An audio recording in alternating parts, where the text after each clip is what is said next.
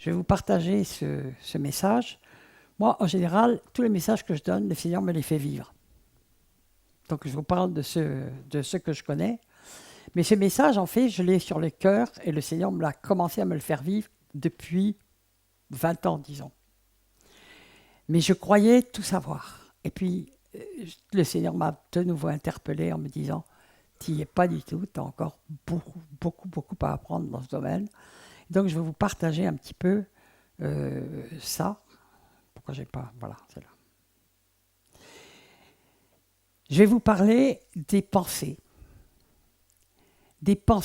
du contrôle des pensées, et je vous parlerai de la guerre contre les pensées, et j'espère vous faire comprendre l'importance du contrôle et combien nous sommes très ignorants souvent de la puissance que nous avons et de la force que Dieu nous donne pour avoir un contrôle parfait de nos pensées.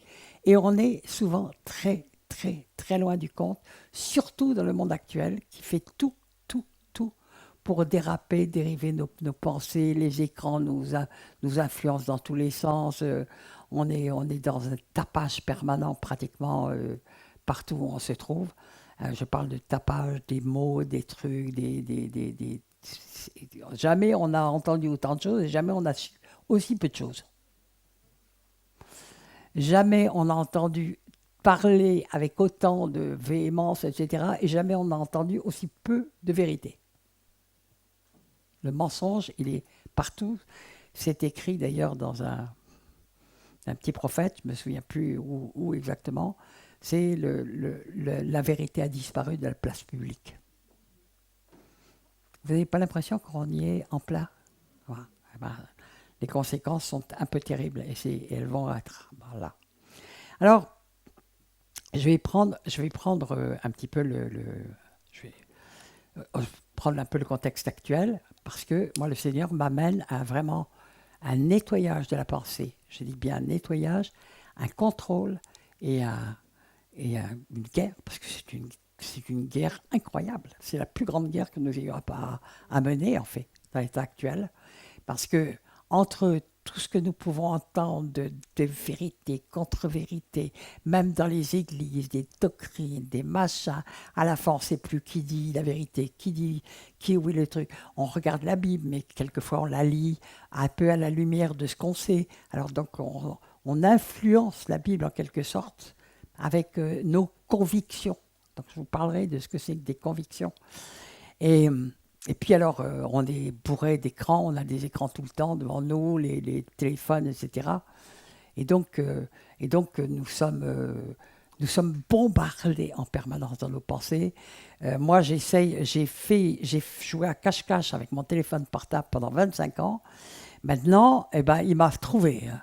Il m'a vraiment trouvé, parce qu'on ne peut plus s'en passer, parce que tout le monde est dessus. Alors vous êtes obligé d'être dessus.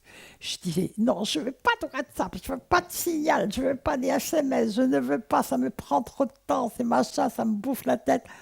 Et bien maintenant, qu'est-ce que je fais? Je fais des WhatsApp, je fais des SMS, je fais des signals, je fais des... Bon, d'accord, ok. On est dévoré par les écrans, les ordis, les écrans, les cinémas, tout ce que vous voulez, par les affiches. On est dévoré tout le temps. Nos pensées sont assaillis et c'est véritablement, ça fait partie de l'arsenal du diable pour nous capturer nos pensées, alors que la parole de Dieu nous dit que nos pensées doivent être fixées sur Christ. Bon, eh ben, s'il y a quelqu'un parmi vous qui peut me dire, moi je suis tout le temps les pensées fixées sur le Seigneur, vous venez tout de suite parce qu'on vous envoie direct au ciel. C'est que vous êtes prêts. Pas de problème. Oui, la Wi-Fi, etc. Puis toute l'éducation que reçoivent nos enfants, les trucs qu'on entend, les machins. Aujourd'hui, les gens sont complètement, mais dévorés par du mensonge. Vous savez, je ne sais pas s'il y a des gens aussi âgés que moi ici, mais même si vous avez 60 ans, ou même 50 ans, ou même 40 ans, vous avez vu la dégringolade morale dans les dernières années. C'est impressionnant. Moi, quand je vois ce que j'ai entendu, ce que je voyais dans mon enfance, et aujourd'hui, ce que j'entends, ce que je vois, la manière dont les gens parlent, je reste stupéfaite parce qu'on est passé d'un monde à un tout autre monde. Et on n'a plus du tout les trucs. Alors, ça veut dire que nos pensées aussi sont bassinées toute la journée par le mensonge, par des choses complètement moches, honteuses, viles, abominables. Et on a fini par être blasé. On est blasé. Nos enfants sont rivés devant des écrans où il y a de la violence tout le temps, où ils tuent les gens à la mitraillette. Mais comment voulez-vous qu'ils aient une conception du mal de tuer? Ils ont l'habitude de tuer sur les écrans en rigolant. On finit par les endurcir complètement. Il n'y a plus de repères. Il n'y a plus de repères. Alors donc, la Bible, elle, n'a jamais changé et elle est toujours la même parce que Dieu est parfait et il est le même hier, aujourd'hui et éternellement. Ça nous est dit. Et sa parole aussi. Elle est parfaite. Donc, tout ce que le Seigneur nous dit, il faut que nous regardions si nous sommes d'aplomb avec ce qu'il dit ou si nous ne sommes pas du tout d'aplomb avec ce qu'il dit. Et la parole de Dieu dit, Jésus a dit en Jean 15, 22, il a dit, si je leur avais point parlé, ils n'auraient point de péché. Mais maintenant, ils n'ont plus aucune excuse pour leur péché. Ça veut dire que nous avons la parole de Dieu. C'est la seule chose, la parole de Dieu soutient le monde, dit la parole. Hein. C'est-à-dire que c'est la seule vérité absolue qui existe aujourd'hui dans le monde, c'est la Bible. C'est le seul point de repère pour savoir si on est dans l'alignement de ce que Dieu veut pour nous. Et ce que Dieu veut pour nous, c'est toujours le meilleur pour nous. Et où est-ce que nous sommes on est à droite, on est à gauche, on a du mal à s'aligner parce que il y a toute l'oppression, toutes les forteresses qu'on nous a mis de pensée, de conviction, etc. Il faut les aligner sur ce que dit la Bible et non pas sur ce que les hommes disent. D'accord ? Alors on prend Philippiens 4.8. Au reste, frères, que tout ce qui est vrai, tout ce qui est honorable, tout ce qui est juste, tout ce qui est pur, tout ce qui est aimable, tout ce qui mérite l'approbation, ce qui est vertueux et digne de louange, soit l'objet de vos pensées. C'est un ordre. Hein. C'est un ordre.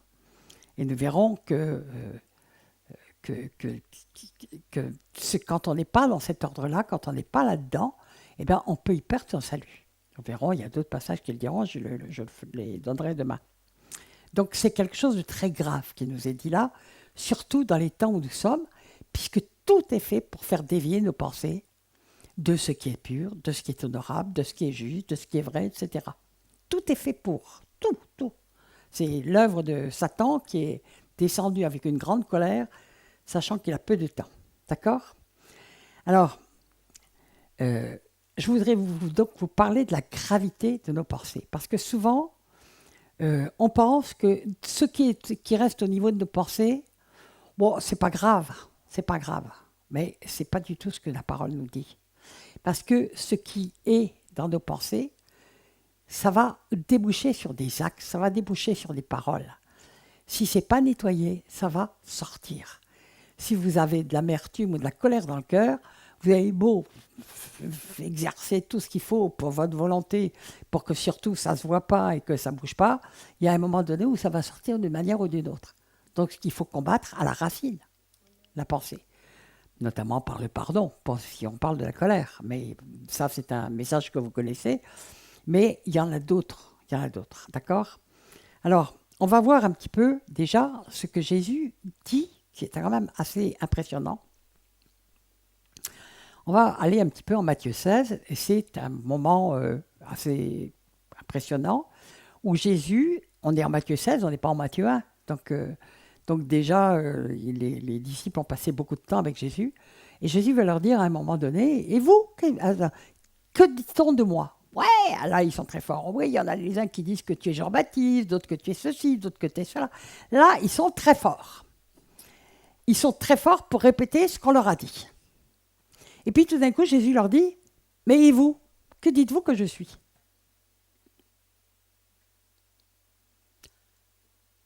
Silence. Ils ne savent pas qui est Jésus. Ils sont incapables de dire qui est Jésus. Amen. Ouais. Si d'ailleurs je pourrais vous poser la question à plusieurs.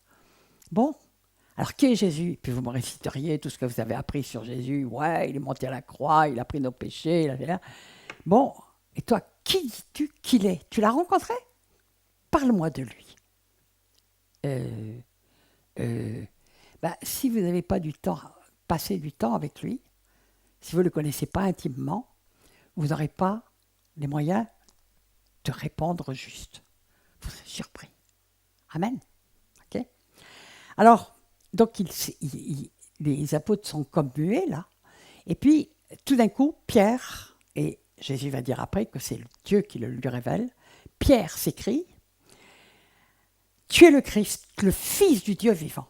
Il vient enfin de comprendre qui est Jésus qui est en face de lui. Tu es le Christ, c'est-à-dire celui qu'on attend depuis 2000 ans, qu'il attendait depuis 2000 ans dans le peuple de Dieu, le Fils du Dieu vivant. Vous savez que Jésus n'a jamais dit « je suis le Fils de Dieu ». Il dit toujours « je suis le Fils de l'homme ». Parce que sur terre, il est Fils de l'homme. Il s'est dépouillé de sa stature céleste, et il répète plus de 100 fois dans les évangiles. Le Fils de l'homme, le Fils de l'homme, sachez que le Fils de l'homme. Il dit jamais, c'était les autres qui disaient le Fils de Dieu. Les pharisiens qui disaient, il se dit Fils de Dieu, mais il ne l'a jamais dit. Mais donc quand Pierre dit ça, peut-être que les apôtres après vont dire, c'est le Fils de Dieu, d'accord? Mais une révélation très forte, vous êtes d'accord? Il n'a jamais dit ça avant. Il a dit, oui, en Jean 6, on le voit qui dit, quand tous les apôtres s'en vont, il y a Jésus qui leur dit, et vous ne voulez pas aller? Non, tu as la parole de la vie. Donc, ils savent qu'il y a quelque chose d'extraordinaire qui se passe à travers la parole, parce que Jésus est la parole incarnée. Mais ils ne savent pas qui il est encore. Et là, tout d'un coup, c'est la révélation. Tu es le Fils du Dieu vivant. Tu es le Christ. Waouh! Et on dit, Pierre, il a tout compris. Ça y est. Maintenant, waouh, il n'y a plus rien pour l'arrêter et le limiter.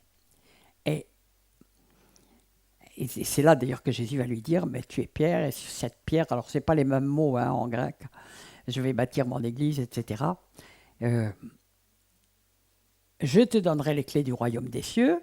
Ce que tu lieras sur terre sera lié dans les cieux, et ce que tu délieras sur la terre sera délié dans les cieux. Donc déjà, dans cette révélation, une puissance extraordinaire va se descendre du ciel, et donc il y a la révélation de cette puissance qui leur est transmise depuis le ciel. Et on se dit, mais c'est magnifique, maintenant Pierre est... Et puis Jésus, c'est tout de suite derrière. Dès lors, Jésus commença à faire connaître à ses disciples qu'il fallait qu'il allât à Jérusalem, qu'il souffrit beaucoup de la part des anciens, des principaux sacrificateurs et des scribes, qu'il fut mis à mort et qu'il ressuscita le 3e jour. Attendez. Et là, ça arrive, évidemment, il n'y a aucun hasard dans la parole. Donc, ils ont la révélation qu'il est le Fils de Dieu, et dans leur cœur, c'est tout de suite, waouh, le royaume, il est là, maintenant on va être regardé par tous, ça va être vraiment la révélation pour Israël, le roi des rois est enfin arrivé, etc. etc. Et tout d'un coup, Jésus leur dit, oui, mais voilà, non, vous n'allez pas arrêter, je vais rentrer triomphalement avec moi, voilà par quoi je dois passer. Alors il commence à leur dire qu'il devait, etc., qu'il devait mourir, être mis à mort, ressusciter. Bon. Là, c'est extraordinaire. Donc le même Pierre qui vient d'avoir la révélation de qui était Jésus, Pierre, l'ayant pris à part, regardez la délicatesse de Pierre qui ne veut pas le faire devant tout le monde, se mit à le reprendre Parce que ce que dit Jésus ne va pas avec son système de pensée.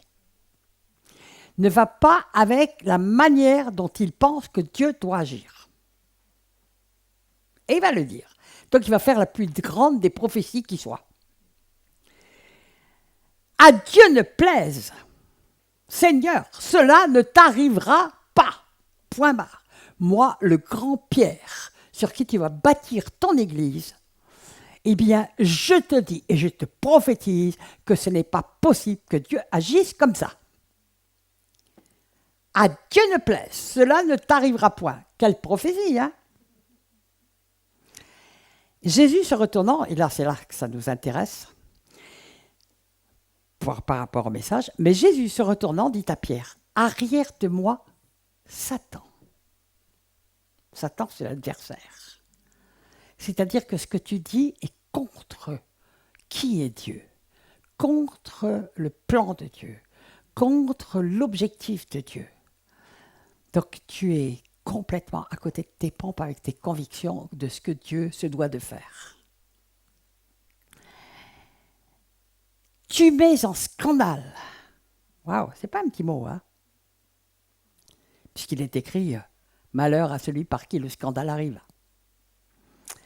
Car tes pensées ne sont pas les pensées de Dieu, mais celles des hommes. Waouh!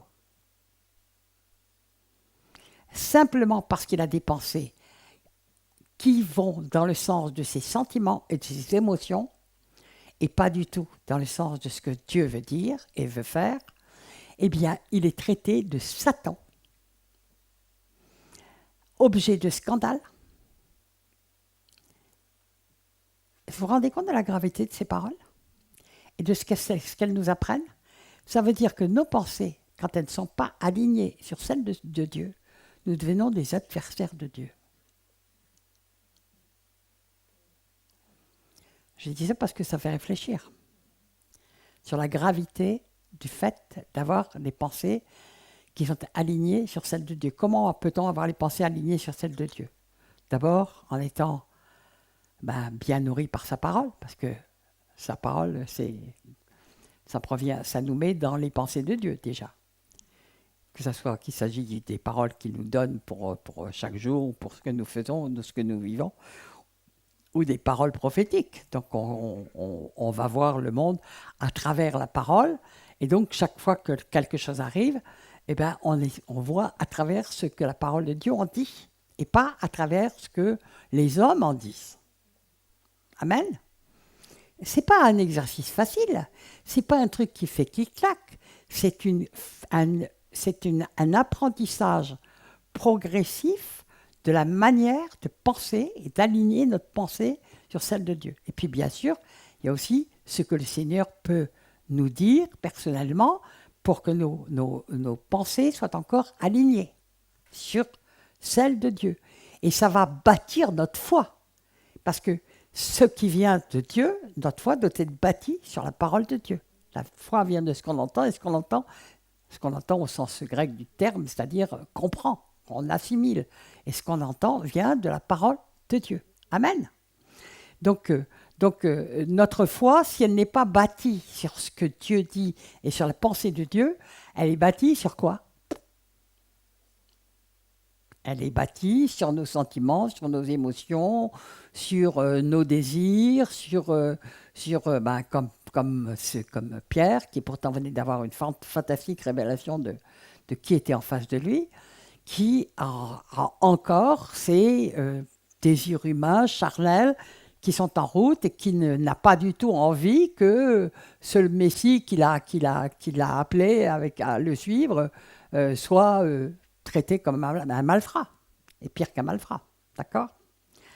Alors, on va passer à un autre passage. On va prendre un des commandements de Dieu que vous connaissez bien, qui est dans le Deutéronome 6.5. On va le redire d'ailleurs après, c'est parce qu'il est dit plusieurs fois. Hein. C'est dit dans Exode, c'est dit dans beaucoup d'endroits. Tu aimeras l'Éternel ton Dieu de tout ton cœur, de toute ton âme et de toute ta force.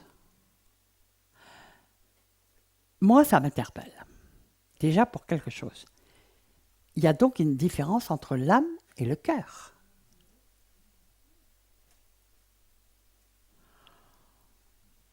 Eh bien, j'ai demandé au Seigneur et puis je n'ai pas toutes les réponses encore. Mais je vous dis ce que je pense, c'est que, parce que c'est ce qui ressort de beaucoup de passages dans la parole, le cœur, c'est ce qu'il y a au plus profond de nous. C'est notre conscience, c'est les choses les plus cachées dans notre inconscient, dans notre subconscient. C'est vraiment le cœur de ce qui est en nous, du plus profond. Et il n'y a que Dieu qui le connaît. Hein. Dieu seul connaît le cœur des enfants des hommes, c'est écrit en 2 Chroniques 6. Dieu seul connaît le cœur des enfants des hommes. Nous-mêmes, nous ne connaissions pas le fond de notre cœur. Et peut-être que quand on nous parle du cœur, c'est aussi notre esprit qui doit être là, dans notre conscience, dans la chose la plus cachée de notre être, et donc qui est très important. Mais c'est quelque chose de différent, et j'essaierai de vous dire un petit peu déjà, je pense que le cœur, que le cœur, c'est le plus profond de l'âme, le siège de la conscience, des choix, de la volonté. Et l'âme englobe tous les sentiments, la personnalité, l'identité, les émotions. Enfin, c'est ce qui est quand même le plus visible de notre personnalité, si vous voulez. Et de nos sentiments, c'est ce qu'on ressent le plus, c'est ce qui nous vient le plus à la lumière. Mais quand nous nous convertissons, Dieu sépare, il est dit qu'il sépare le cœur et l'esprit. Donc, je pense que c'est l'esprit qui est dans l'inconscient, va désormais, il doit régner parce qu'il est connecté avec le Seigneur. Celui qui est attaché au Seigneur ne fait qu'un avec l'Esprit de Dieu. C'est 1 Corinthiens 6, 17, c'est un de mes versets préférés. Ça veut dire si on est uni à Jésus-Christ, on ne fait qu'un avec l'Esprit de Dieu. Donc on est assis avec le Seigneur dans les lieux célestes et notre esprit doit dominer sur notre âme et peut dominer sur ses pensées, sur ses émotions, sur ses sentiments. L'esprit a la domination dessus. Un païen a beaucoup de mal à gérer ses émotions et ses sentiments. Il a beaucoup de mal à le faire, il peut par une certaine maîtrise de soi puis y parvenir, mais il ne sait pas les purifier, il ne sait pas les transformer. Tandis que nous, si nous appartenons vraiment au Seigneur et que nous avons eu l'épée de Dieu qui est venue trancher âme et esprit, eh bien, l'esprit va désormais conduire l'âme et l'âme doit se soumettre à l'esprit qui est uni avec l'esprit de Dieu. Donc, si on comprend ça, on comprend qu'on a vraiment la force, la capacité de gérer nos pensées et de les canaliser, de les gérer, de les purifier, de les transformer et d'obéir à ce qui nous est dit, c'est-à-dire que tout ce qui est beau, pur, honorable, etc., soit l'objet de vos pensées. Amen. Et ça, c'est un privilège qui est donné à ceux qui appartiennent à Christ. Amen. Parce que sinon, les gens sont guidés, c'est facile à voir, par leurs émotions, leurs habitudes, ce qu'ils pensent être juste, l'arbre de la connaissance du bien et du mal, ce qu'ils jugent être bon, pas bon, pour eux, etc. Et puis on voit l'état du monde, c'est pas top. D'accord ? Alors je continue. Parce qu'on va voir une petite chose dans le Nouveau Testament qui est très intéressante. Deutéronome 36, je reste dans l'Ancien Testament. L'Éternel, ton Dieu, circoncira ton cœur. Mais c'est au futur, puisque Jérémie annonce qu'il y aura une circoncision du cœur. D'accord ? Et qu'on nous donnera un cœur nouveau. Et un esprit nouveau et un cœur nouveau. Donc, il y a déjà cette promesse qui est dans l'Ancien Testament. Circoncira ton cœur et le cœur de ta postérité. Amen, amen, amen. Et tu aimeras l'Éternel, ton Dieu, de tout ton cœur, de toute ton âme, afin que tu vives. Amen. Alors, ce qui est très intéressant, donc nous voyons que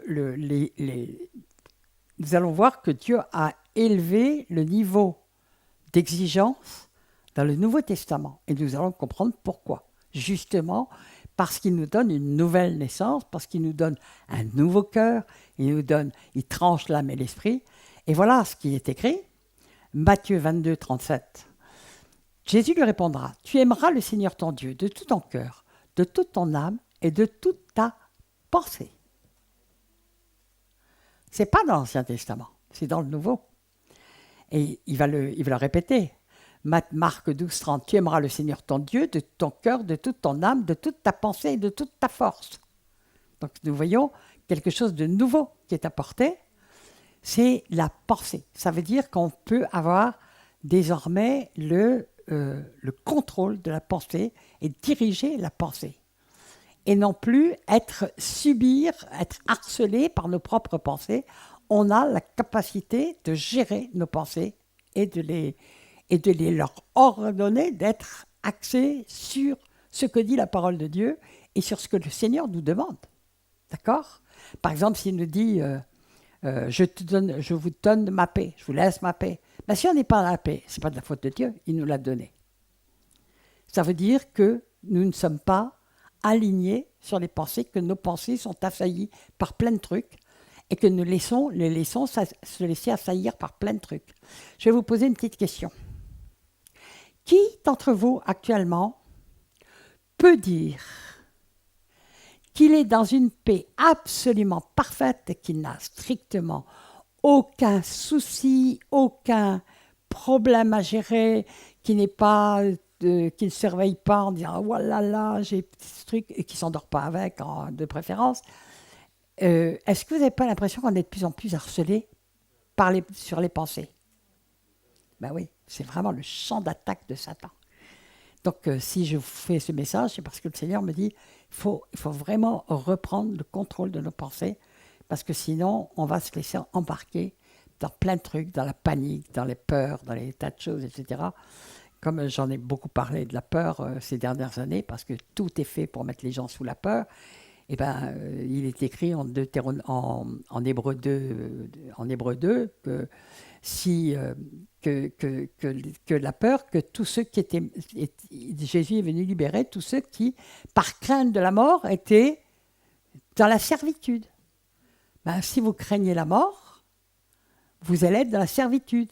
C'est pour ça qu'on peut vous manipuler, la peur de la mort, comme on veut, pour vous mettre dans la servitude et dans l'esclavage. Et on l'a fait avec la pandémie, qui n'était pas d'ailleurs une pandémie. Mais on l'a fait, c'était bourré de mensonges, mais on l'a fait pour maintenir le monde entier sous la peur, le monde entier, même sous la terreur. Or, il est écrit en Luc 21 que les nations rendront l'âme de terreur à cause de tout ce qui va arriver. Donc, si nous n'avons pas appris à gérer nos pensées, nous serons embarqués par la terreur, par la panique, par toutes les influences de ce monde, alors que nous avons le moyen de gérer nos pensées en les alignant sur la parole de Dieu et en les alignant sur le Seigneur lui-même, tout simplement. Amen. Alors, on continue. Donc, il nous donne, par la nouvelle naissance, le Seigneur nous donne les moyens de changer notre système de pensée et de ne pas se laisser embarquer par les choses du monde, parce que vous allez être de plus en plus harcelés. C'est impressionnant de voir depuis quelques années à quel point les nouvelles, contre-nouvelles, un jour on vous annonce qu'on va vous couper, on va vous faire des coupeurs d'électricité, puis le lendemain on va vous augmenter l'électricité de 30%, puis après on vous parle des voitures qui ne pourront plus rentrer dans certaines villes, donc il faut changer les voitures à toute vitesse, après on vous dit qu'il faut recharger pour autre chose, puis on vous balade dans tous les sens, les gens sont secoués dans tous les sens, avec des annonces, des contre-vérités, des contradictions, des choses, des gens qui n'arrêtent pas de se contredire, mais tout ça est fait exprès pour déboussoler complètement les gens, qui n'aient plus aucun repère. Vous en avez est-ce que vous vous en rendez compte ? D'accord. Donc si vous vous en rendez bien compte, vous dites, ça ne va pas parce que ce n'est pas du tout ce que veut le Seigneur pour nous. Le Seigneur, au contraire, veut qu'on soit dans la paix et veut qu'on soit, au contraire, un témoignage de sa paix, de son amour, de sa joie, etc. Et le témoignage va devenir de plus en plus fort, même sans un mot. Simplement parce que quand il y aura tous les gens qui seront dans la peur, dans la panique, etc., vous serez dans la joie et dans la paix. Et les gens diront, mais ou bien il est fou, il a quelque chose que je n'ai pas. Ben oui, si on a Christ, on a quelque chose qu'ils n'ont pas. Mais on peut peut-être le partager. Alléluia. Alors, on va prendre, je vais rappeler simplement Hébreux 4:12, car la parole de Dieu est vivante et efficace. Parole de Dieu. Plus tranchante que l'épée quelconque à deux tranchants, pénétrante jusqu'à partager âme et esprit. Jointure et moelle, elle juge les sentiments et les pensées du cœur. Donc c'est la parole de Dieu qui est le juge des pensées. Donc si nos pensées ne sont pas alignées sur Christ, nous pouvons les soumettre à la parole et nous verrons bien que nos pensées ne sont pas alignées du tout sur la parole de Dieu. Et donc c'est nous qui sommes coupables. C'est nous qui sommes coupables. Parce que nous avons reçu les moyens de contrôler nos pensées et de les aligner sur la parole de Dieu. Amen. Je parle avec une certaine fermeté, dureté même, parce que on arrive dans des temps, je vais dire qu'on sent bien que tout va très très vite. Et si nous n'apprenons pas ce combat des pensées, je vous montrerai comment on combat aussi demain, sinon c'est dimanche que je le ferai, si on ne le fait pas, on va être embarqué à tout vent de doctrine, comme dit l'autre, mais ça va être à tout vent de bruit du monde, venant du monde, de peur, de panique, de fausses espérances, etc., etc. Donc nous devons vraiment être très, très vigilants. On ne peut pas jouer avec ça actuellement. Alors, donc, vous voyez bien que ce n'est pas le baptême d'eau qui fait ça, c'est vraiment le changement complet de cœur, c'est la nouvelle naissance. Et c'est ça le véritable baptême du Saint-Esprit, c'est qu'il y a une nouvelle naissance et que notre esprit est séparé de notre âme et que désormais notre âme doit se soumettre à notre esprit, lequel est lui-même soumis à l'Esprit de Dieu et à la parole de Dieu, bien entendu. Alors, donc j'ai cité tout à l'heure 1 Corinthiens 6, 17, mais celui qui s'attache au Seigneur est avec lui un seul esprit. Amen. Est uni avec l'esprit du Seigneur selon les traductions. Alors, on parlait un petit peu des pensées les plus courantes. Bien sûr que je ne vais pas rentrer dans tous les détails. Je vais simplement rappeler quelques-unes. Les tentations. La tentation, ça a commencé avec Adam et Ève, hein, si vous vous souvenez bien. Donc c'est une des grandes tactiques de Satan. Mais plus le temps avance, plus il accentue, parce que ça m'a mis sur le monde d'être de plus en plus puissante, et on le sent très bien quand même. Hein. Jésus dit une chose qui va complètement les dérouter. Il dit à ses disciples, il dit, oui, vous avez appris qu'il ne faut pas être adultère, bien sûr, mais moi, je vous dis, c'est Matthieu 5, 28, que quiconque regarde une femme pour la convoiter a déjà commis un adultère avec elle dans son cœur. Wow, c'est-à-dire au plus profond de lui-même. Donc, le Seigneur a mis la barre beaucoup plus haut. C'est plus simplement de commettre l'acte, c'est simplement de vouloir connaître l'acte, de l'avoir en pensée, de l'avoir en tentation. Eh bien, pour Dieu, c'est exactement pareil. Est-ce que vous voyez tout ce que ça peut impliquer ? Ça va beaucoup, beaucoup, beaucoup plus loin. Ah, mais j'ai rien fait, moi, j'ai pas tué ma mère et mon père. Non, mais j'ai pas commis l'adultère. Oui, mais dans tes pensées, qu'est-ce que tu as fait ? Celui qui dit simplement raca à son frère est un meurtrier. Waouh! Simplement parce que dans le cœur, il a envie, il a bien envie qu'il meure. Ben, t'es un meurtrier. T'es en colère contre ton frère, tu aurais envie que le ciel lui tombe sur la tête, t'es un meurtrier. Aux yeux de Dieu, pas aux yeux des hommes. Aux yeux de Dieu, tu l'es. Aux yeux des hommes, t'as rien fait. Toi qui dois choisir qui tu crois. Amen. Alors, il est écrit, bon, je vais d'abord dire Jacques 1,15, mais chacun est tenté quand il est attiré et amorcé par sa propre convoitise. Puis la convoitise, quand elle a conçu, des convoitises, on en a tout le temps. Mais si on la laisse s'infiltrer en nous, eh bien, elle va commencer à produire de l'effet. Donc, on va le laisser s'installer dans notre cœur. Waouh! On a envie de telle chose, ou on a convoite telle chose, on convoite telle position, on convoite tel truc, et n'importe quoi, la voiture de son voisin, n'importe quoi, peu importe. Convoitise. On a envie de quelque chose qu'on n'a pas. Et on la laisse s'infiltrer dans notre cœur. Et là, elle va devenir péché.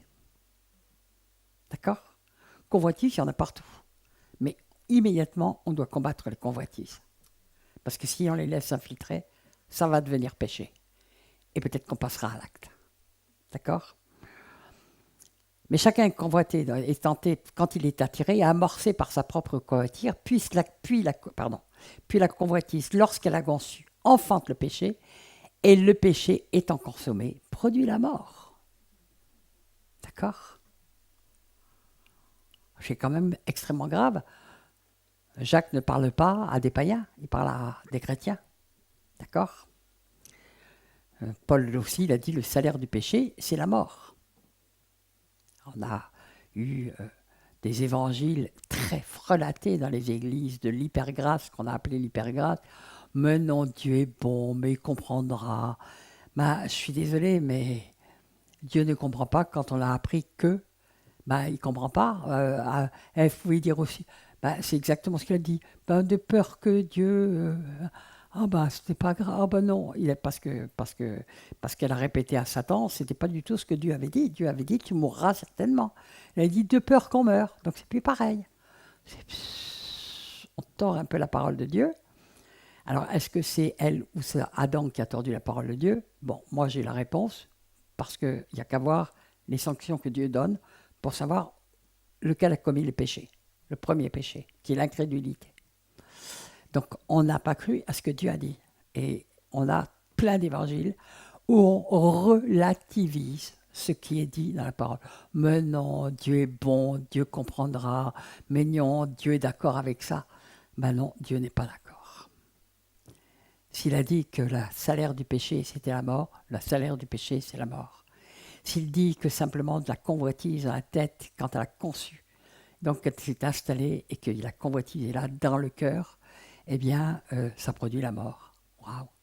Ce n'est pas tout à fait l'évangile du dimanche qu'on vous a souvent servi.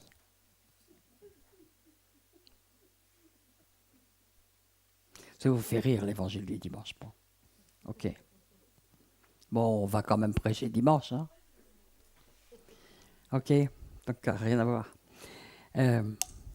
Alors, 1 Corinthiens 10-13.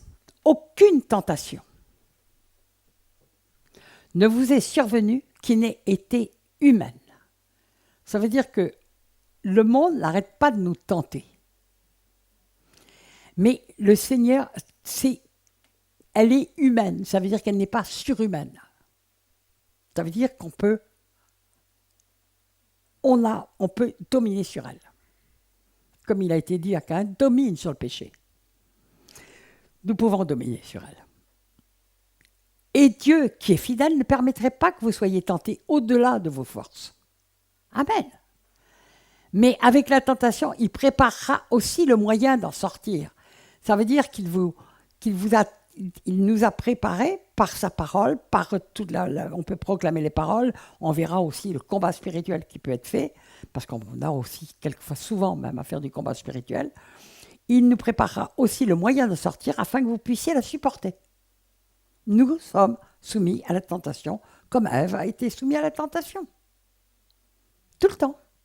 Et nous devons gagner ce combat. Donc c'est prêt. Maintenant, c'est tout le temps qu'on est soumis à des tentations.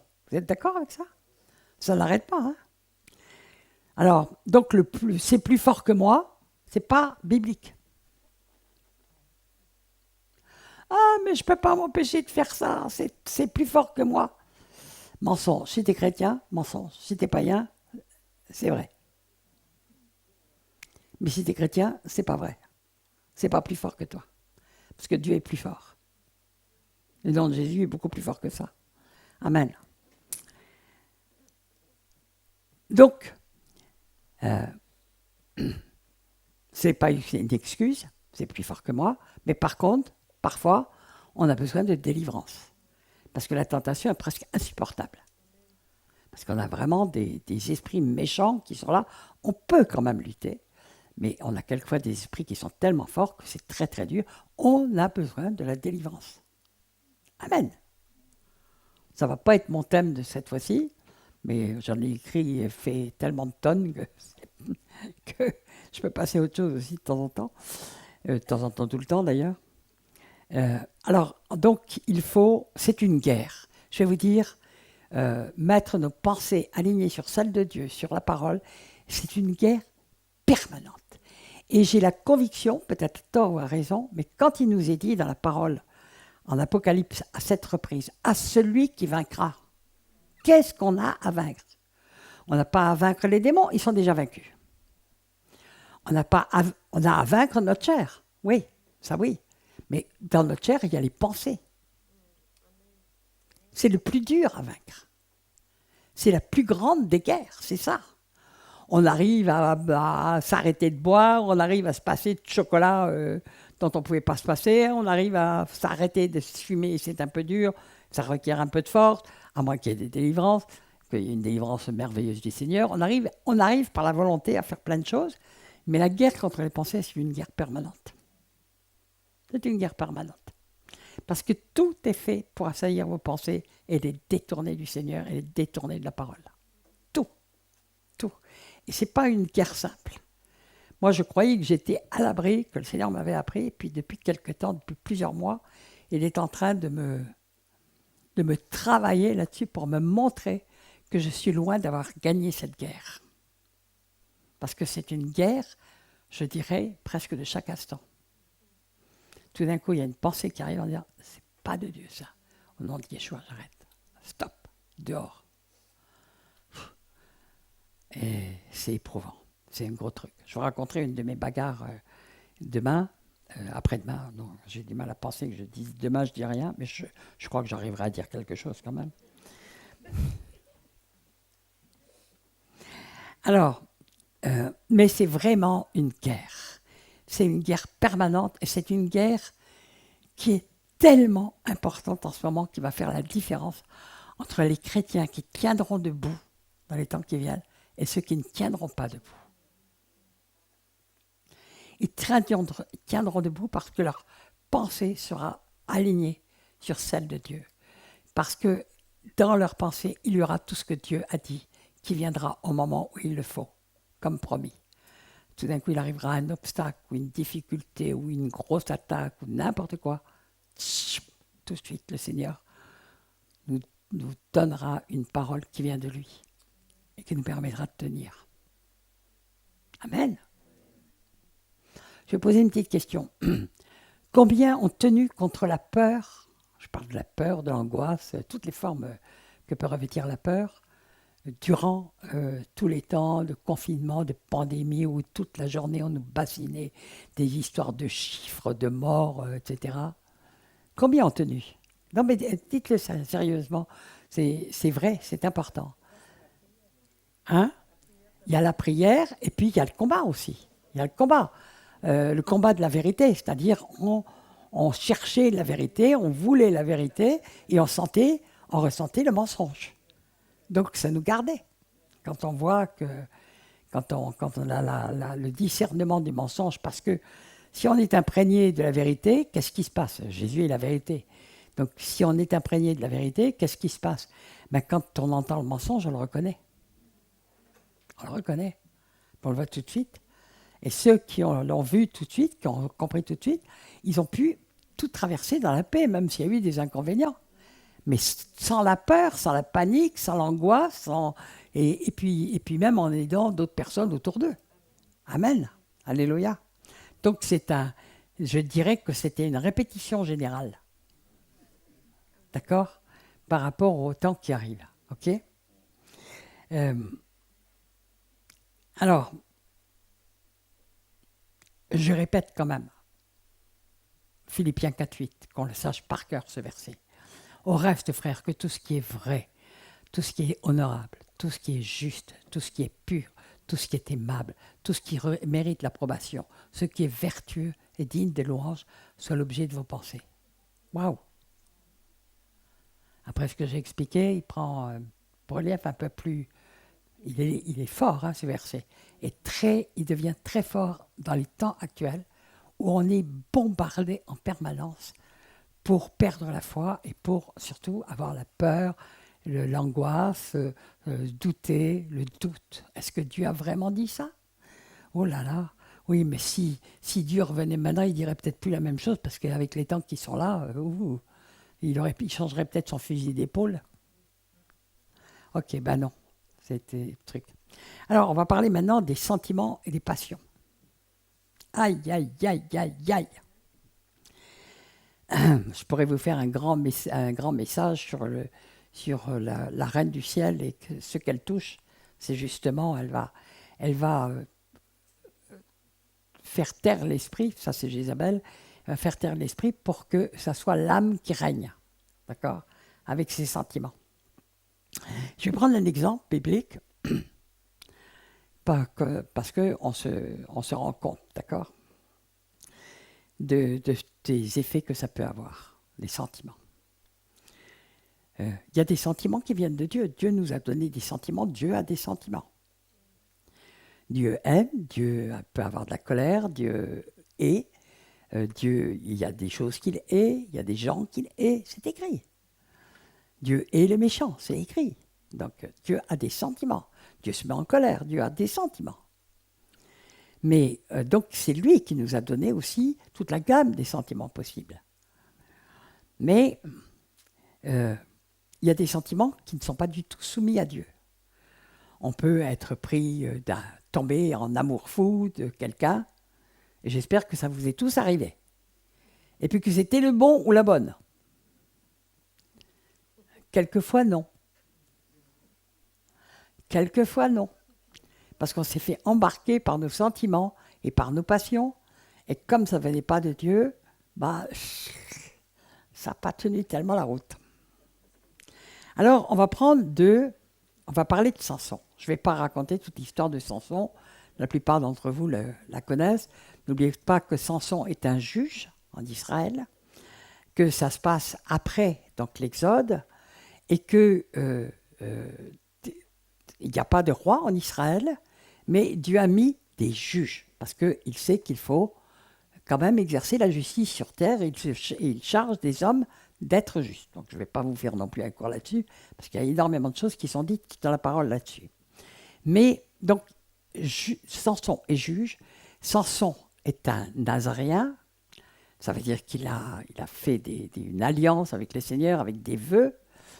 Et donc, de laisser, entre autres, se laisser pousser les cheveux, de ne pas boire, enfin, peu importe. Il a fait une alliance avec Dieu et il est revêtu d'une force extraordinaire. Et il est dit de lui, c'est par lui, avant qu'il naisse, ou au moment de sa naissance, c'est par lui que Dieu commencera à libérer Israël. Donc vous voyez qu'il a une mission extrêmement importante, parce qu'Israël est complètement envahi par les Philistins à ce moment-là.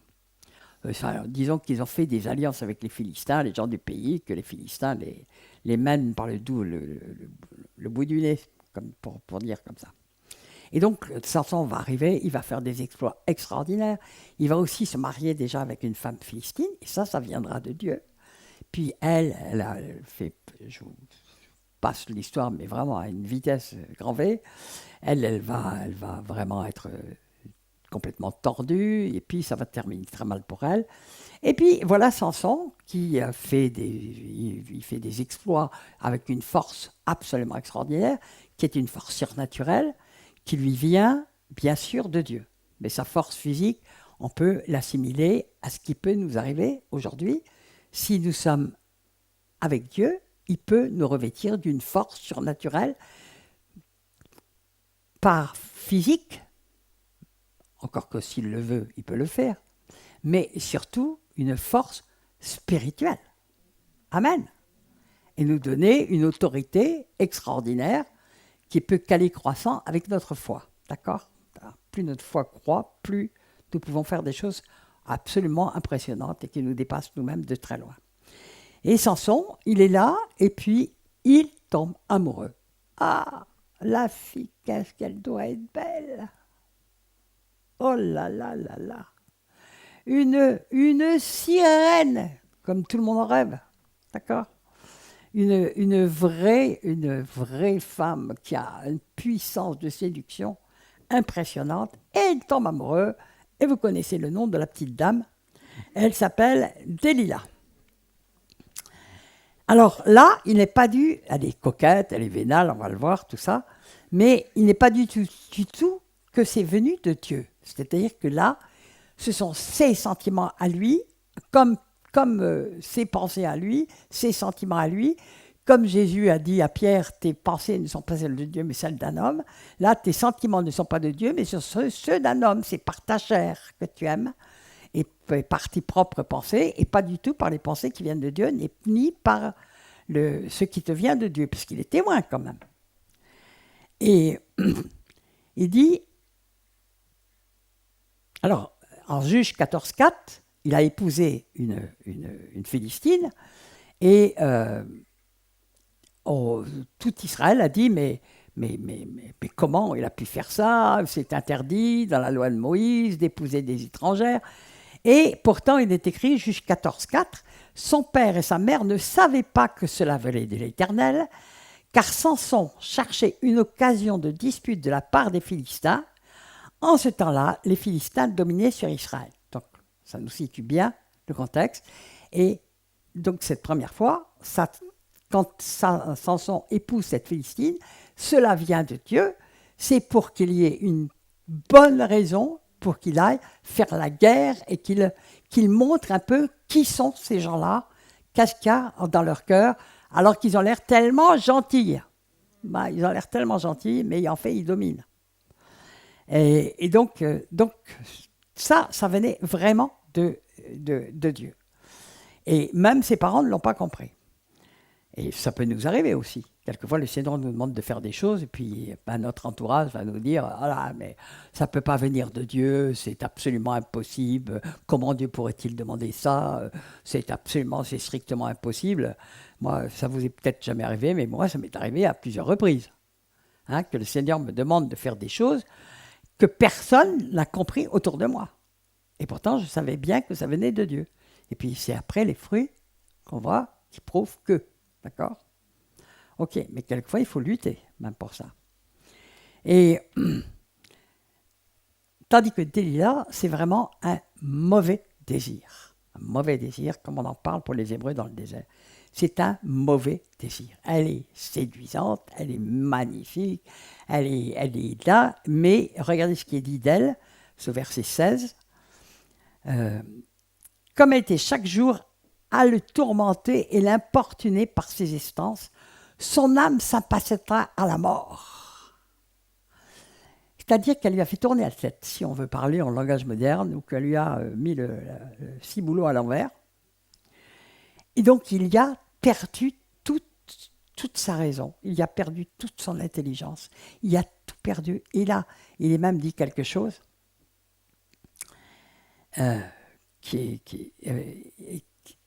alors son âme s'impatienta jusqu'à la mort.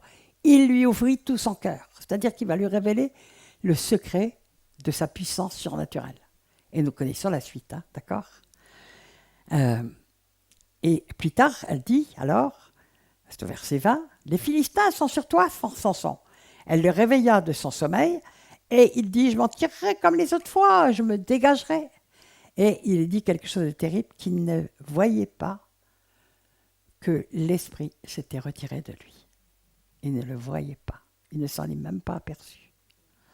C'est-à-dire que ses sentiments l'ont à ce point aveuglé qu'il a commencé à céder, jusqu'au point de révéler un secret extraordinaire à l'ennemi.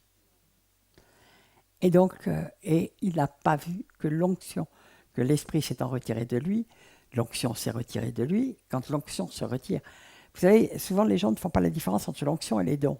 Les dons, c'est Dieu qui nous les donne. L'onction aussi. Mais l'onction, c'est une autorité. C'est une autorité qui va accompagner ceux qui sont appelés à l'enseignement, qui va appeler ceux qui sont appelés à la guérison, qui va appeler les prophètes, qui va appeler les ministères. C'est une autorité. Les gens reconnaissent l'autorité qui vient d'en haut et font bien la différence. Ils sont vraiment des chrétiens qui marchent avec le Seigneur. Ils font la différence entre l'autorité qui vient d'en haut et l'autorité qui vient de la chair. On voit bien la différence. Vous savez, même les païens, hein, n'oubliez pas que Jésus a dit à Pilate, tu n'aurais pas cette autorité si elle n'était pas venue d'en haut. Donc même pour les autorités qui viennent de Dieu, parce qu'il y en a qui ne viennent pas de Dieu, hein, pour les autorités qui viennent de Dieu, Dieu leur donne une onction qui est une autorité qui vient d'en haut et qui leur permet de gouverner. Parce que Dieu est bon. Dieu est bon. Qui leur permet de prendre des décisions correctes, etc. Bon. Alors, il ne s'était pas aperçu que l'onction s'était retirée de lui, que l'esprit était parti. C'est terrible quand on lit ça. Il a été séduit par cette femme, séduit, puis elle savait le manipuler, l'irriter, le pousser à fond, et il finit par lui livrer tous les secrets. Et nous connaissons la suite. Donc nous voyons des sentiments, la différence entre les sentiments qui viennent de Dieu, qui sont pourtant incompris, même des parents, et des sentiments qui viennent pas de Dieu, mais qui viennent de la chair, et qui vont conduire Samson à avoir les yeux crevés, à être complètement lui-même mis en esclavage, alors qu'il avait rompu tout des tas de chaînes, il avait fait des choses extraordinaires. Hein. Et puis là, il perd toute sa force. Donc ça nous montre un petit peu comment aussi nos sentiments, nous devons les soumettre à Dieu, parce que nos sentiments peuvent nous tromper. Le sentiment. Ok. C'est-à-dire qu'il peut être extrêmement menteur. Nos sentiments doivent aussi être éprouvés par la parole et éprouvés comme les pensées, de la même façon. D'accord ? Alors, on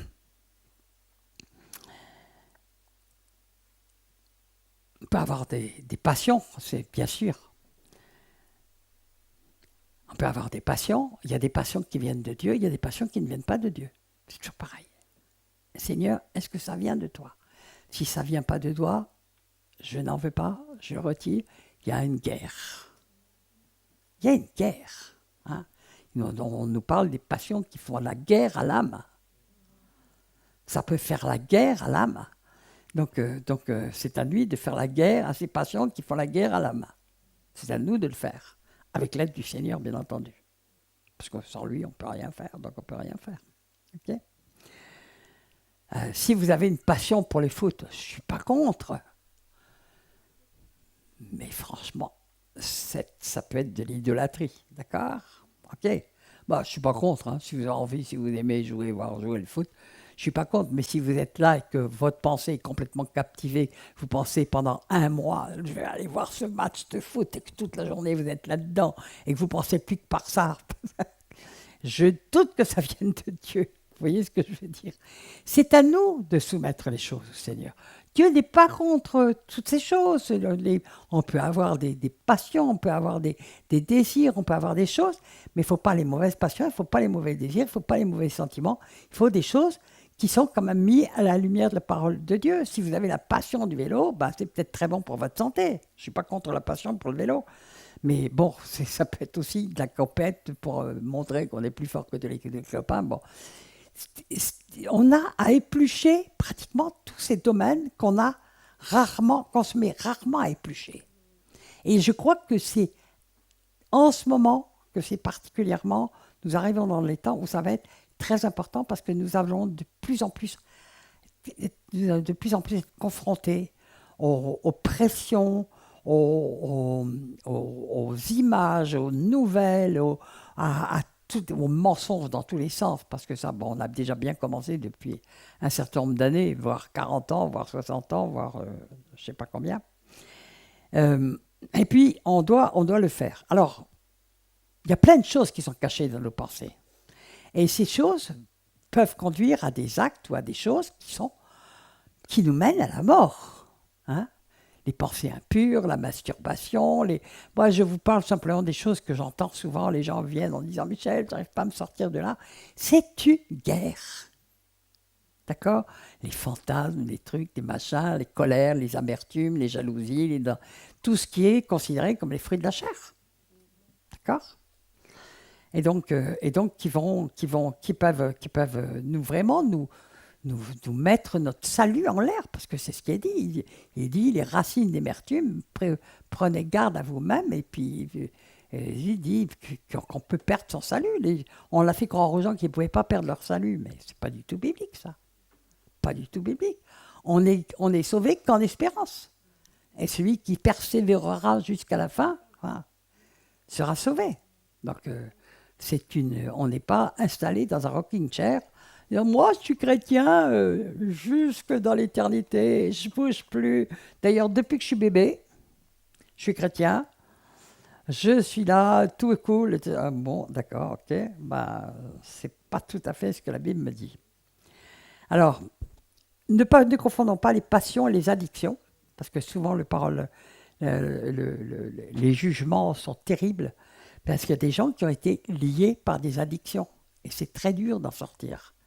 Ça relève presque la plupart du temps même de la médecine, pour certaines addictions. Tout le monde a compassion d'un morphinomane, mais alors que si vous avez une clope et que vous sortez avec votre clope d'une église, comment elle fume encore? Ok. Ben moi, je suis arrivé au Seigneur, je fumais comme un pompier. Mais je fumais depuis 35 ans, j'étais lié jusque-là. J'espérais que le Seigneur, il allait me délivrer comme ça de la cigarette. Rien à faire. J'ai dû me bagarrer pendant des années. J'ai fini par gagner. Mais pourquoi le Seigneur a fait ça? Pour qu'il me montre la différence entre les addictions et les passions, et les péchés. D'accord? Tout simplement. Parce que l'addiction, si vous êtes lié, vraiment lié par quelque chose qui est très lourd, les gens, ils ont besoin d'aide. Ils n'ont pas besoin qu'on les juge. D'accord? Et souvent, les gens regardent ce qui est extérieur.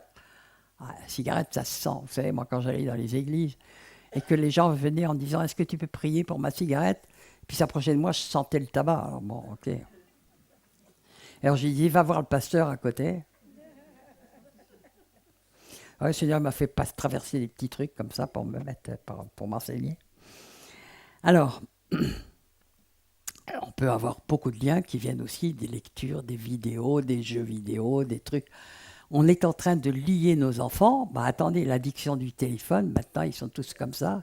Et on est même obligé de soigner les pouces, les trucs, les articulations, parce qu'ils sont accrochés. Mais on les a complètement liés. Ils ne peuvent pas s'en passer.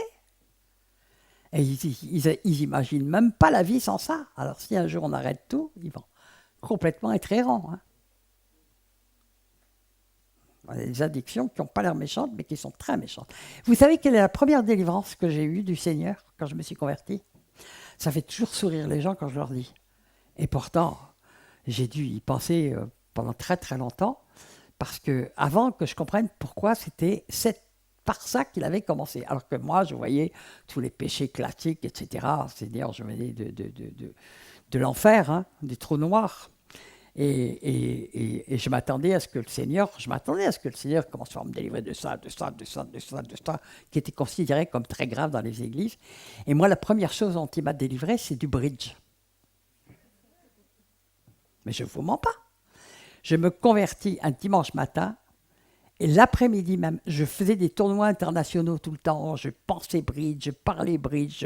Je ne voyais que des gens qui faisaient du bridge. On reparlait les parties, les machins, etc. Puis on s'engueulait. J'arrivais avec le couteau sur la table de bridge parce que c'était une guerre. Il fallait gagner à tout prix, par tous les moyens. Donc c'était une passion dévorante. D'accord ? Et l'après-midi même de ma conversion, j'arrive dans un tournoi de bridge. J'étais là, puis je me trouve avec mes cartes là. Je dis, qu'est-ce que je fais avec ces bouts de carton, moi? La première délivrance du Seigneur. Parce qu'il voulait que mon esprit ne soit plus accroché et pris. Qui aurait eu l'idée de me dire dans une église, tu sais, tu fais un péché très très grave avec ton bridge? Ah non, c'est socialement très bien accepté. J'ai jamais entendu dire « je vais te délivrer de ton bridge » ou de tes parties d'échecs. Eh bien, c'est par ça que le Seigneur a commencé pour moi. parce qu'il voulait que ma tête soit libérée, et ne soit plus prise. Je pensais bridge, je vivais bridge, je mangeais bridge, bon, etc. C'est ça une passion dévorante, d'accord? Alors, je regarde l'heure quand même parce que... Ah, ça va. Alors, je ne vous parle pas de nos jugements, les critiques, les amertumes, les racines d'amertume, les allusions, les machins, etc. Romains 14,4. Qui es-tu, toi qui juges un serviteur d'autrui? S'il se tient debout et s'il tombe, cela regarde ton maître. Mais qu'il se tiendra debout, car le Seigneur a le pouvoir de l'affermir. Moi, c'est un verset avec le Seigneur m'a scotché il y a 2 jours. Pourtant, je croyais être au clair avec ça. Puis tout d'un coup, j'avais laissé dans mon esprit s'installer de la colère contre un serviteur. Et puis tout d'un coup, j'ai dit ça. Ouh, pardon Seigneur, pardon. Et puis j'ai dû me battre pour sortir tout ça de ma tête tout de suite. Alors, oui, il est dit l'homme spirituel juge de tout, mais pas parce que c'est nos sentiments ou parce que c'est notre vécu qui va nous conduire, mais tout simplement parce que le Seigneur peut nous donner du discernement pour décider. On voit le Paul qui même livre même à Satan des gens qui risquent de contaminer d'autres, hein, tout simplement. Okay, mais on n'a pas reçu le jugement, mais il n'est pas à lui seul le tribunal, parce que celui qui juge de tout, c'est Dieu. Amen. Alors, je lis, on en a parlé tout à l'heure, Hébreux 12,15. Veillez à ce que nul ne se prive de la grâce de Dieu. Donc, si on se prive de la grâce de Dieu, on est jugé par la loi. On n'est plus sous la grâce. Donc, de quoi le Seigneur va-t-il nous parler? À ce qu'aucune racine d'amertume, qu'est-ce que c'est qu'une racine d'amertume? Je vais essayer de vous partager ce que je crois avoir reçu. Poussant des rejetons, ne produise du trouble et que plusieurs n'en soient infectés. Racine d'amertume, elle peut venir de beaucoup de choses. Mais souvent, c'est ce qui reste après des pardons mal faits. Imaginons, je vais prendre un exemple très simple, vous avez été agressé par un musulman dans la rue, un maghrébin. Je prends ça parce que c'est un sujet d'actualité. Vous décidez de pardonner parce que vous êtes chrétien. Vous pardonnez, mais vous pardonnez mal. Pardonnez un peu à contre-cœur. Qu'est-ce qui va rester? Alors, vous allez plus dire tel machin, il mérite ceci, hein. Non, mais vous allez dire, ah les Maghrébins, les Maghrébins. Et puis ça va réveiller chez les autres des trucs comme ça. Vous pouvez avoir des racines d'amertume contre un pasteur qui vous a fait du tort, ou plusieurs, et puis vous allez parler des pasteurs.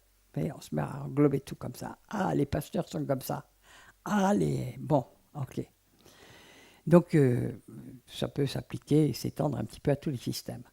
Il y a aussi, dans les racines d'amertume, il y a aussi les convoitises. Des convoitises qui n'ont pas été assouvies et auxquelles on a mal renoncé. Ça peut créer des racines qui vont pousser des rejetons. On en voit un exemple très clair, par exemple avec Corée, dans la Bible. Vous savez, Corée, c'est un lévite, et qui suit Moïse depuis longtemps, hein, des années. Et puis tout d'un coup, dans son cœur, commence à rentrer la convoitise du pouvoir, tout simplement. Et qu'est-ce qu'il va dire à un moment donné? Vous savez, il lève 250 personnes avec lui, lévites, tous lévites. Et qu'est-ce qu'ils vont dire à Moïse? Mais pourquoi t'élèves-tu au-dessus de nous? Nous sommes lévites comme toi.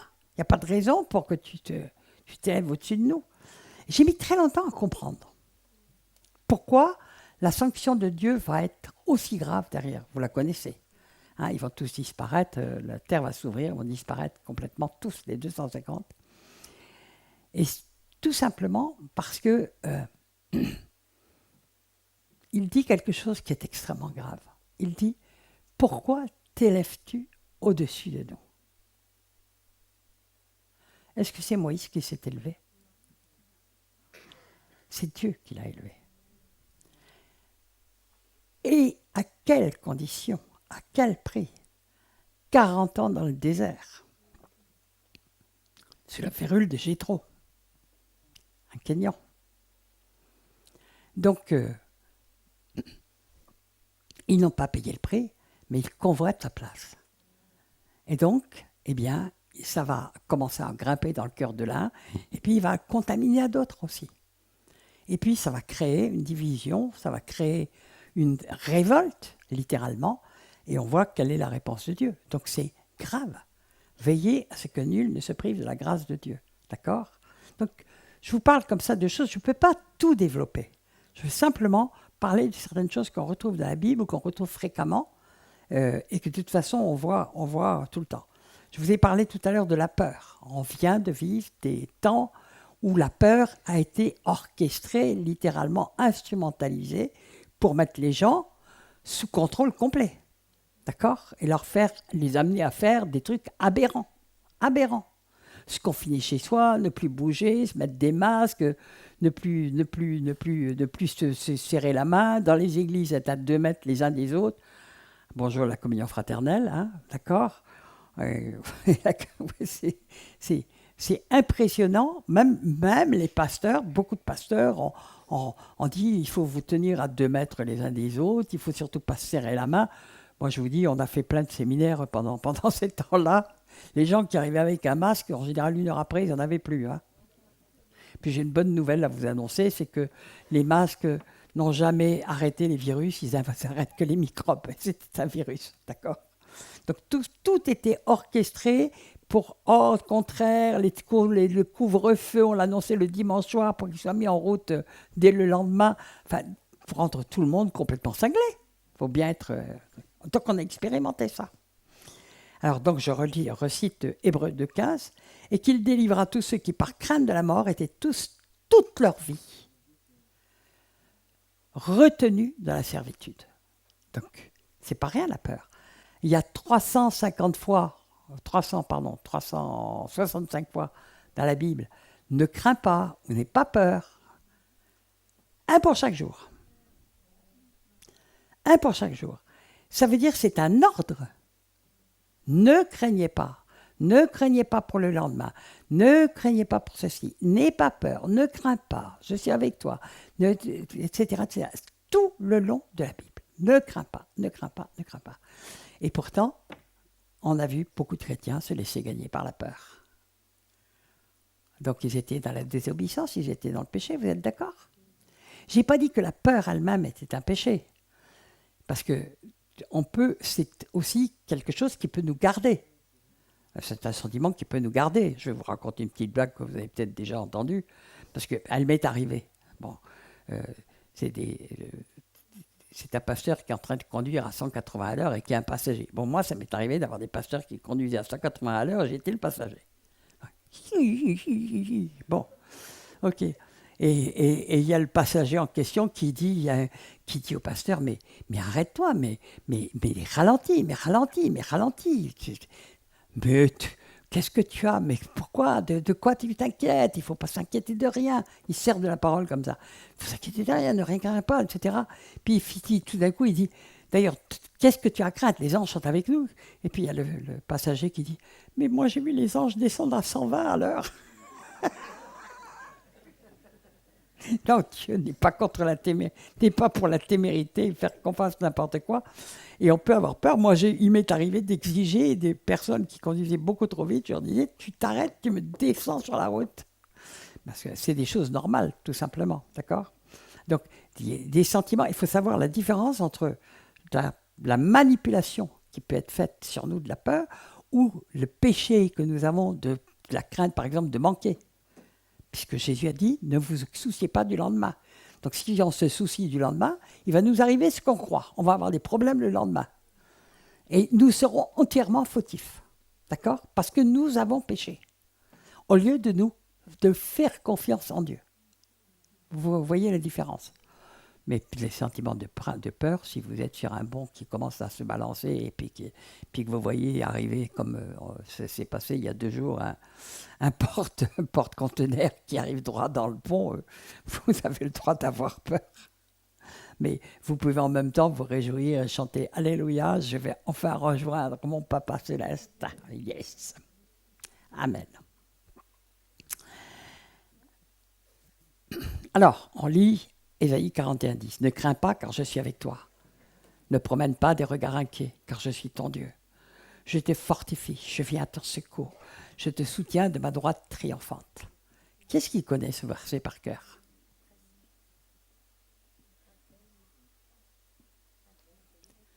J'ai vu quelques petites mains toutes humbles commencer à se lever.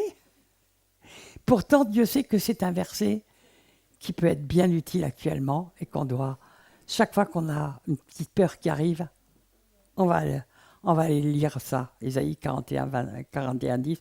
Puis il y en a plein d'autres que je pourrais vous dire, évidemment. Bon. Mais c'est contraire à la foi. C'est contraire à la foi. Bon, d'accord? Si on est tout le temps dans un esprit de crainte du lendemain, c'est contraire à la foi. Amen. Parce qu'on ne croit pas dans le fait que Dieu est un papa. C'est un père qui est tout-puissant et qui protège ses enfants. Si vous avez cette foi comme une foi d'enfant, comme du béton, vous n'aurez jamais de crainte. Moi, je vis complètement, jour après jour, de ce que Dieu me donne depuis 30 ans. Je vous assure que ça fortifie la foi. Parce que quand on voit la main de Dieu, mais il est vraiment merveilleux. Moi, j'ai un papa qui est merveilleux.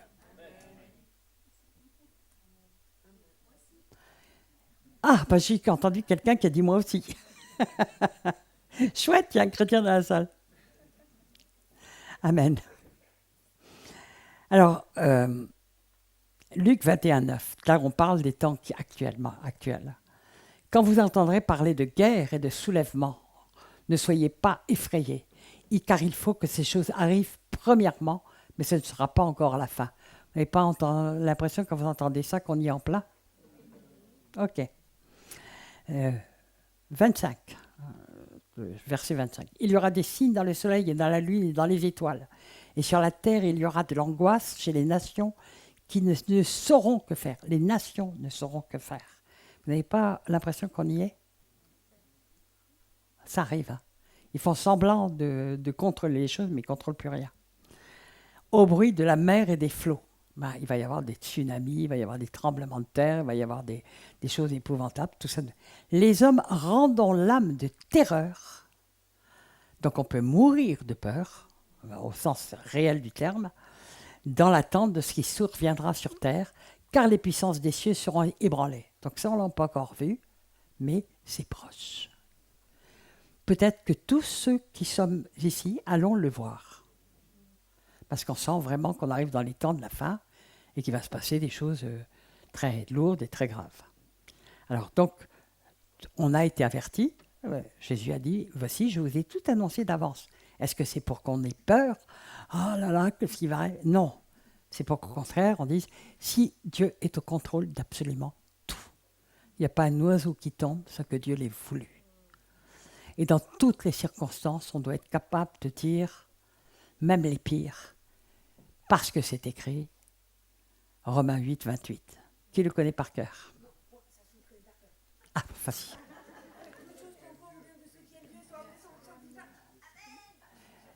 Qui veut le redire plus doucement parce que je crois qu'ils n'ont pas entendu la fin de la phrase.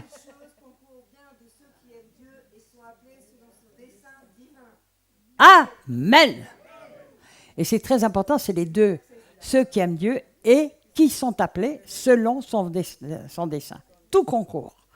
Ben, si tout concourt, tout ce qui nous arrive concourt à notre bien. Seigneur, je ne vois rien, je ne comprends rien, mais je crois que ça concourt à mon bien. Ben, si vous avez cette position de foi, vous ferez la gloire de Dieu. Hein? Oui, hein, on est d'accord. Amen. Parce que tu es dans des grands tourments, c'est ça? Ah, ah d'accord, ok. Ok. Mais si ça va être violent, plus soyez dans la joie, parce que votre délivrance arrive, c'est écrit. Et puis, c'est signe de ce qui va arriver. Verset 27, ça nous est dit, Luc 21, 27. Alors on verra le Fils de l'homme venant sur une nuée avec puissance et une grande gloire. Quand ces choses commenceront à arriver, redressez-vous et levez votre tête, parce que votre délivrance approche. Donc même si tout paraît ébranlé, si les cieux s'ébranlent, ouais, il y a Jésus qui revient bientôt. Amen. Alléluia. Il y a quelques jours, j'ai une amie qui m'a raconté quelque chose et je sais que c'était très très prophétique ce qui lui est arrivé. Elle était sur une autoroute entre Nancy et Metz. Elle était sur une autoroute, il y a eu un accident épouvantable. On m'a envoyé d'ailleurs le truc après, des journaux. Il y a un camion qui s'est renversé avec 26 000 tonnes, qui a explosé, et les flammes se voyaient très loin. Elle était sur cette autoroute. Et elle a vu les flammes. Et immédiatement, ça a été, bien sûr, toutes les voitures enchevêtrées les unes dans les autres, la pagaille la plus totale, etc. Eh bien, elle ne sait pas ce qui s'est produit. Ils étaient 3 dans la voiture. Elles se sont retrouvées, 50 comment, dans le sens inverse de l'autoroute, pour partir. Elles ne savent même pas comment. Dieu est puissant. C'est prophétique. C'est prophétique. Même quand tout va être complètement de la folie, de la pagaille la plus totale, Dieu va protéger les siens. Amen. Sauf ceux qui doivent passer par le martyre, mais ce sera pour faire donner beaucoup d'âmes encore dans le royaume. Mais amen. Alléluia. Alors, ne craignons pas. Le Seigneur, ça, c'est des signes prophétiques. Elle m'a raconté ça il y a quelques jours. C'est des signes prophétiques. Le Seigneur commence à faire comprendre à son peuple comment il va les protéger d'une manière surnaturelle. Surnaturelle. Amen. Alléluia. Alors, la peur de manquer, j'en ai souvent parlé parce que c'est une des choses qui lie le plus les gens. Mais qu'est-ce qui va nous arriver? Mais comment est-ce qu'on va faire? Mais il va y avoir des famines, on nous annonce des famines, on nous annonce des augmentations épouvantables de prix, on nous annonce qu'il y a de plus en plus de pauvreté, on nous annonce qu'il va y avoir ceci, qu'il va y avoir cela. Il y a de quoi vous entraîner tout le temps dans une psychose de peur. Vous êtes d'accord? Eh bien, moi, je vais vous lire Matthieu 6, 31. Comme je le vis depuis 30 ans, je sais que c'est juste, que c'est vrai. Parce que je le vis, je l'expérimente, et je continue à faire confiance à mon Dieu, et tous les jours, je le vois. Ne vous inquiétez donc point. C'est un ordre.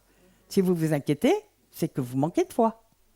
Si vous manquez de foi, sans la foi, vous ne pouvez pas plaire à Dieu. Si vous ne plaisez pas à Dieu, il ne va pas vous accepter auprès de lui dans le royaume. Hein. Ne vous inquiétez donc point et ne dites pas que mangerons-nous, que boirons-nous, de quoi serons-nous vêtus. Car toutes ces choses, ce sont les païens qui les recherchent. Ah. Votre Père céleste sait que vous en avez besoin. Absolument.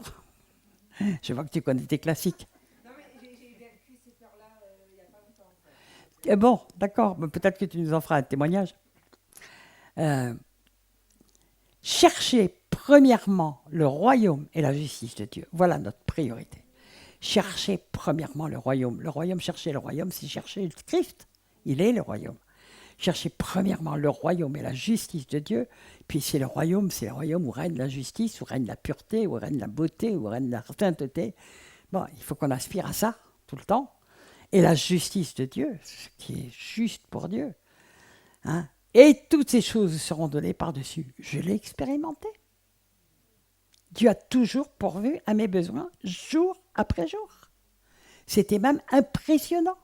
Et même le témoignage de mon conversion est basé là-dessus, c'était incroyable. J'ai tout d'un coup découvert, avant même que je le connaisse, j'ai découvert ce Dieu qui était en train de me sortir de ma ruine, jour après jour. Alors que j'étais fichu, que j'étais au bord du suicide. Mais Dieu n'a pas entendu que je me suicide. Et puis j'ai senti sa présence, puis j'ai commencé. Et là, j'ai commencé à le chercher. Et quand on le cherche, on le trouve. Et un jour, je l'ai rencontré. Amen. Ne vous inquiétez donc pas du lendemain, car le lendemain aura soin de lui-même. À chaque jour suffit sa peine. Et beaucoup plus. Le Seigneur veut nous donner de quoi donner. Sachez-le, celui qui sème peu, je ne vais pas le lire, c'est trop long. C'est dans 2 Corinthiens 9. Mais parce qu'on a souvent tordu ces versets, tordu. Mais en réalité, si nous avons le cœur pour donner, Dieu va nous donner. Et il nous donnera de quoi donner. Je résume en gros, parce que c'est des versets qui ont été complètement tordus dans l'évangile de prospérité pour pousser les gens à mettre toujours plus. Viens donner dans ma corbeille. Si vous arrivez à trouver ça dans la Bible quelque part, vous me le direz parce que je vais acheter cette Bible parce que je ne l'ai jamais trouvée. Alors, mais vous pouvez aussi semer dans l'amour. On peut semer de l'amour, on peut semer du temps, on peut semer de la tendresse, on peut semer de l'aide, on peut semer beaucoup de choses. Hein. Alors, donc, la parole nous parle de bons désirs, la parole nous parle de mauvais désirs. Je ne peux pas développer ça, je l'ai souvent développé. Mais vraiment, c'est un combat de tout le temps, de tout le temps, de tout le temps. Mais c'est un combat gagnant-gagnant. Si on a foi que le Seigneur veut vraiment qu'on ait le cœur toujours dans la paix, qu'on ait toujours le cœur dans la joie. Attendez, qui obéit? Soyez toujours joyeux. C'est à l'ordre, hein? C'est pas une joie forcée. Ça veut dire qu'on a le cœur dans la joie, même si on est dans le deuil. On peut quand même être dans la joie. C'est les paradoxes de Dieu. On peut très bien être dans la paix, même au milieu des pires tourments. On peut très bien être dans la paix. Rappelez-vous, Jésus, c'est figuratif, mais quand il était sur le bateau au milieu de la tempête, il dormait. Tandis que tous les gens raisonnables, parce que c'était des pêcheurs expérimentés autour de lui, ils étaient dans la panique. Pourtant, ils en avaient l'habitude des tempêtes. Mais eux étaient dans la panique, et Jésus, il roupillait. Il était dans la paix, au milieu des tourments. Ben, voilà, c'est une attitude que le Seigneur veut qu'on apprenne. C'est un grand combat, tout le temps, tout le truc. Bon. Alors, Colossiens 3,5 nous dit « Faites donc mourir les membres qui sont sur la terre, l'impudicité, l'impureté, les passions, les mauvais désirs et la cupidité, qui est une idolâtrie. » Donc, c'est un combat. C'est un combat. Il ne faut pas se leurrer. C'est le plus grand combat qu'on ait à mener. C'est un combat contre notre chair, contre notre âme, qui doit obéir au Seigneur.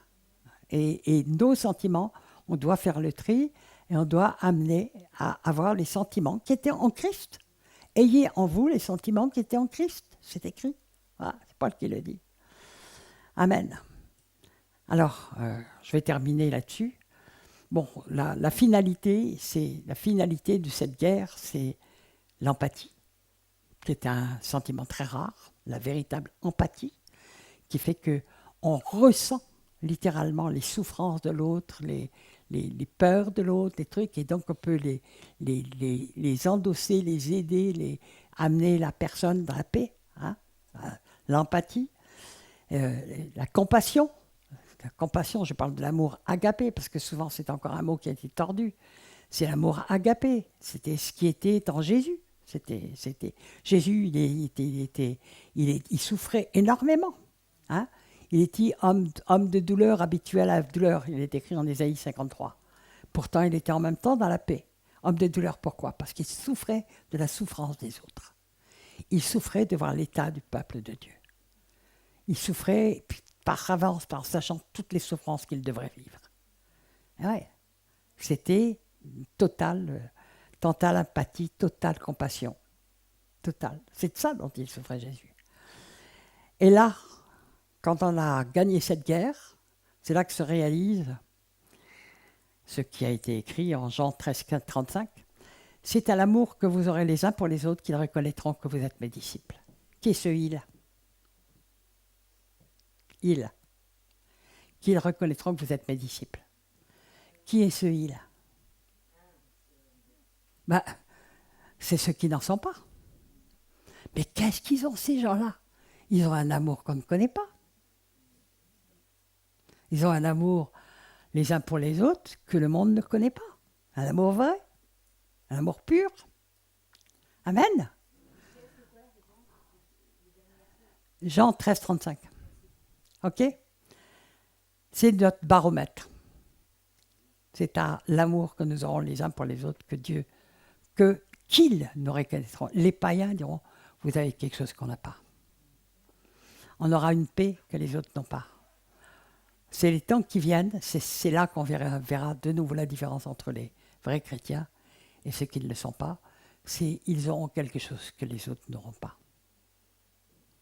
Ils auront la paix, ils auront la joie, ils auront l'amour, mais ils auront aussi la compassion, ils auront aussi de la générosité, ils auront la foi, la foi, la foi dans le Dieu véritable. Amen.